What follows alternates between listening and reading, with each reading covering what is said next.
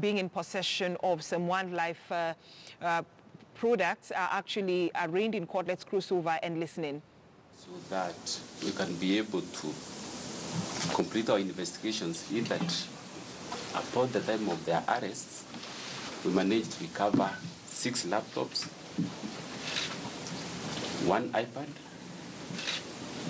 1 CPU, and 6 mobile phones, which we intend to take to the cybercrime unit because we suspect, Your Honor, they have vital information which might lead to the arrest of their accomplices, Your Honor.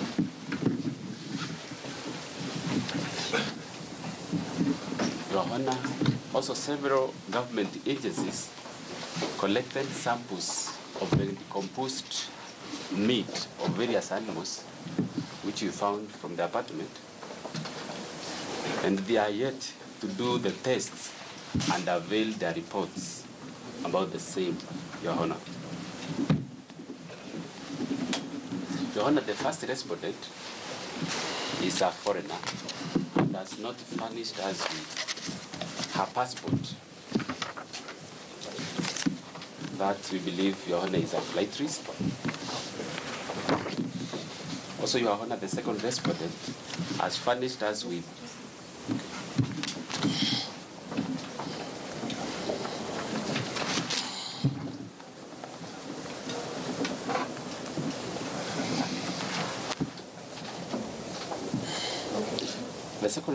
Your Honor, has furnished us with his passport, and we have yet to verify it from the Immigration Department, Your Honor.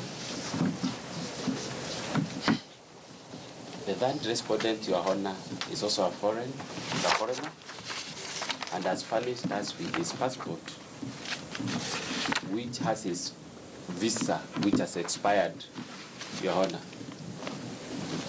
That's indicating that he is in Kenya illegally, Your Honor. The fourth respondent, Your Honor, is a Kenyan, and he has indicated that he is an employee of the first respondent, Your Honor, but has not given any proof to show that he is really an employee, Your Honor.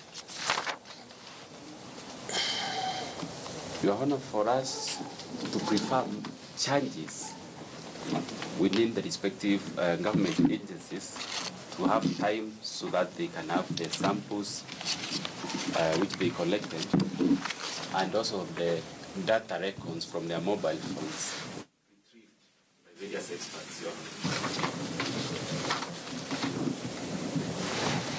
Your Honor, we also need to have time so that we can be able to apprehend the accomplices, since through intelligence report we have that the respondents are a cartel which is dealing with poaching within the Republic.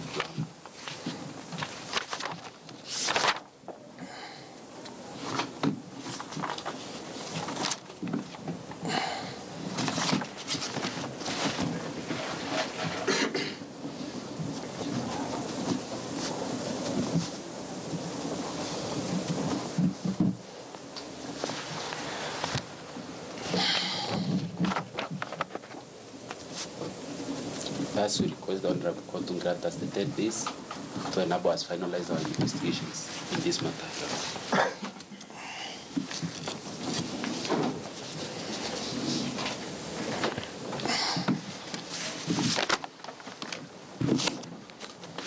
Yes, Your Honor. Your Honor, I oppose that application for the following reasons. Your Honor, there is an affidavit by the gentleman who has addressed you. And from the affidavit, Your Honor, it is clear that the police party was, at paragraph 5, was triggered off by what they say was a complaint of the residents of Abadeas about a foul smell. And that they say that as a result of visiting that apartment, then they recovered, as they say. Those facts, Your Honor, are hotly contested.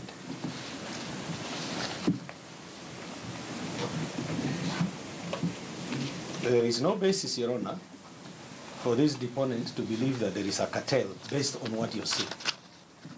Residents complain there is a foul smell, you arrest people, and then you form the impression that there is a cartel. Where is the basis for that? Your Honor, this affidavit that I have, and I thank you, Your Honor, most sincerely for giving me the opportunity to go through it. When you go through this affidavit, Your Honor, it has very many gaps. It has legions of gaps, but let me point a few. They talk about passports that have visas that have expired. Your Honor, where is that exhibited in the affidavit? If they have the passports, where is it exhibited in the affidavit? And Your Honor, even assuming for a moment that this apartment belonged to the accused, the fact in itself that anything was found in that apartment does not necessarily connect them with those items. I don't want to go into the law of it, but it will be upon the prosecution to show us whether that really amounts to possession, constructive or actual. My point is this, that we have a situation where they say they have found some items, they have taken their passports. There is no basis upon which they have told you that there is a cartel. How does that stop them from charging them? Because if they are talking about possession, then, and assuming that it was recovered from them, then that is completed. What else is there to investigate? All right, what you're seeing on your screen is the live court proceeding of the three Chinese nationals who have been arraigned in court. This is after they were arrested yesterday. And of course, police raided their house in Nairobi, Kilimani's, where they seized game trophies and of course tatters and computers, among other illegal goods. And you've seen that the prosecution team wants the suspects to be detained for more days because they say they're flight risk, but that lawyer has refuted that. Of course, my colleague Nicholas Wambua will be continuing with that live coverage for you during Leo Mashinani. I need to sample some of your feedback because this morning we had asked you, do you support the revenue sharing formula as proposed by the Commission on Revenue Allocation? Now, 53% are saying they do not support that sharing formula, while 47% of you are supporting. You're saying yes. And General Ruben Tulei says, no, we have other important factors to consider apart from population.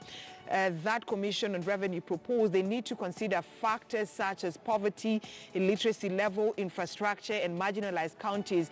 It will be unfair to other counties if we consider just population.